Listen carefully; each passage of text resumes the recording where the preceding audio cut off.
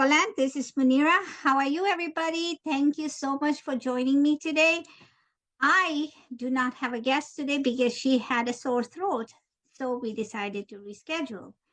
But I wanted to bring to you a different thing today, and I wanted to share with you the law of intentionality. John Maxwell says growth doesn't just happen. Change is inevitable, but personal growth is a choice. That's what Bob Proctor said. Now, these are all the gurus out there who've talked about this. So let me just dive into the lesson. How many times do we take time to think that life is just not a session and that life is happening now? Do we put intentional efforts to improve ourselves and our lives? Or do we just hope that everything is going to be better by the chance? So, John Maxwell, in his famous book, 15 Invaluable Laws of Growth, which is one of my favorite books, he analyzed why putting such a conscious effort is vital in order to reach our full potential, that is, to grow. There are different aspects to growth, as Maxwell describes in his books. He says to become a better human being, you need to grow in character. To advance in your career, you need to grow in your skills. To be a better spouse or parent, you need to grow in your relationship. To reach your financial goals, you need to grow in your knowledge about how money works. And to enrich your soul, you need to grow spiritually. The question is, how do we put all of that in a structured way where it all makes sense? Well, the classical answer is that by putting specific goals in each area of the above and working hard to achieve them. In reality, such approach is not enough, because if we don't consider Maxwell's prescribed personal growth goals, many of us assume that we'll grow as soon as we grow older, right? The learning and the growth will come as we grow older, but that doesn't happen. More specifically, Maxwell illustrated 8 growth gaps that hold us back from setting our own personal growth. And this is hindering us from reaching our full potential. So just let me talk to you briefly about these gaps. The assumption gap is the first one, where people assume that they will grow automatically. I was there also thinking, oh, you know what? I'll just grow automatically. That doesn't usually happen. The second one is the knowledge gap. The knowledge gap is, I don't know how to grow. So you just don't look for stuff and you just hinder that growth. Then there's the timing gap. It's not the right time, or I don't have time. Then the mistake gap. I'm afraid of making mistakes. Then there's the perfection gap. I have to be the best or find the best way before I start. The sixth one is the inspiration gap. I don't feel like doing it. The comparison gap is others are better than I am. The expectation gap is I thought this would be easier. Now, nothing is easier in life. We all know that.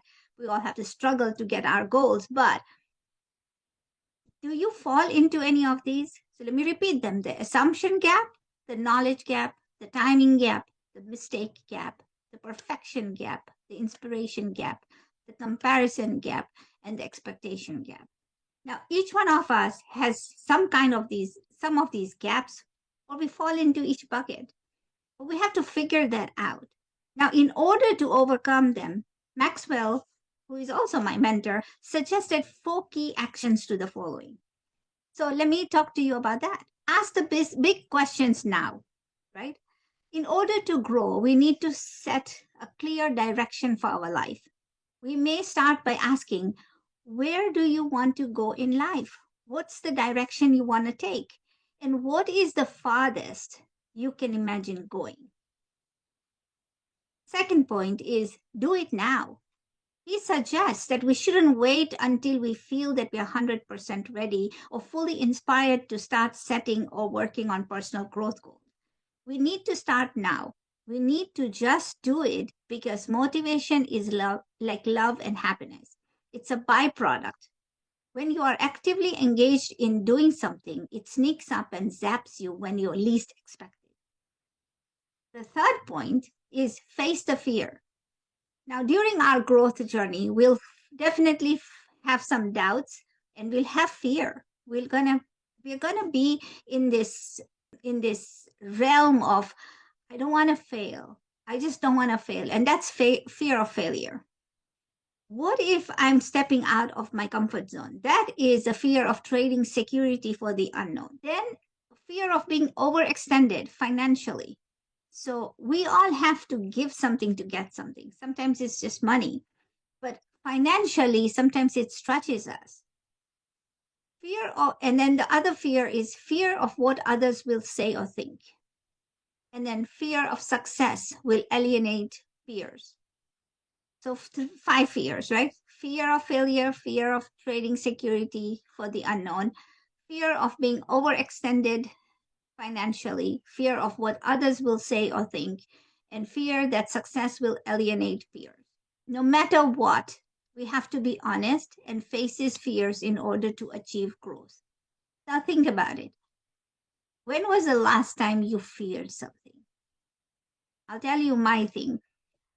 One of the times that I keep going back to in my life was when I had settled down in Dar es Salaam. I'm originally from Kenya, moved to Dar es Salaam to be with my husband, and 15 years we lived there. And all of a sudden, one day, we filled out paperwork.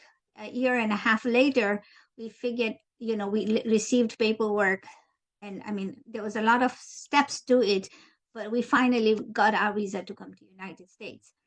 And this was all of it. When we went to the embassy to get our visas, the first thing was the fear of being overextended financially because we had to pay a lot of money to get the visa. Now, although it was Tanzanian currency, and it just seemed like it was a little bit of money in US currency, it extended us financially. Now, if officer had not given us our visas, then we would have been out of that money. And so that was one fear. And then the fear of what are you going to do when you go to America? Are you going to be a failure? How are you going to do this?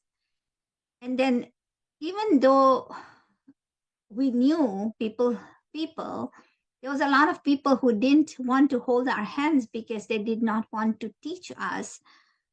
They didn't want a family of 6 coming over and just taking over their lives, right? So that was that security. And so we were figuring out, we had that fear of security.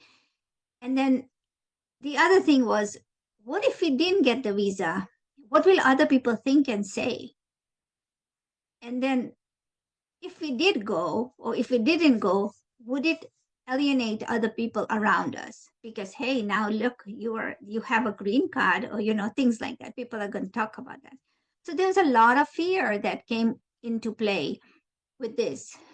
And it really was the one part in my life, among others, but this was one thing that I keep going back to, where this fear factor was just so solidified and it took over. And all of these fears that I mentioned just took over my life. So, and then the third one. So we talked about ask the big questions. Then we talked about do it now. Then we talked about fear, and then the last one is change from accidental to intentional growth. Now, sometimes you just fall into, people make recipes all the time and they add a dash of this and a dash of that, and then they create something awesome. But what if you were intentional about a dash of this and a dash of that? So if you're still confused what is important and how to apply the law of intentionality, take a look at the difference between accidental growth and intentional growth. Let me give you some examples. Accidental growth is plans. I'm going to plan to start tomorrow. Intentional growth is I am going to start today. Accidental growth is I'm going to wait for growth to show up. But intentional growth is I am going to figure out how to take responsibility and grow. Accidental growth is I'm going to learn from my mistakes. Intentional growth is I learn before we make a mistake. So I know how to put the band-aid on. It's not a band-aid, it's healing process right there. And then, you know, accidental growth is I'm going to talk a big game. Intentional growth is I'm going to follow through. Accidental growth is I am a victim. This one didn't help me or that didn't work out for me. And intentional growth is I'm going to think like a learner. So these are just some of the things that came to mind. Now, growth doesn't just happen. And Maxwell says growth just doesn't happen, not for me, not for you, not for anybody. You have to go after it. So start by identifying your gaps, creating your strategies to close them, and to importantly start now. Now, this is all from one of my favorite books of John Maxwell. This book is the 15 Laws of Growth. 15 the 15 Invaluable Laws of Growth. And I really love this book because I've read it several times, and each time I read it, it is really amazing. So I'm going to invite you, if you are here, go ahead and message me, and we can start a mastermind. My mastermind is going to start in February, and I would like for you to join me. So go ahead and message me. Let me know what you are thinking. And if you like these growth gaps, because we can go into deeper and see how these gaps can help us overcome what we are feeling. Until next time, ladies and gentlemen, we'll see you then. Thank you. Bye bye.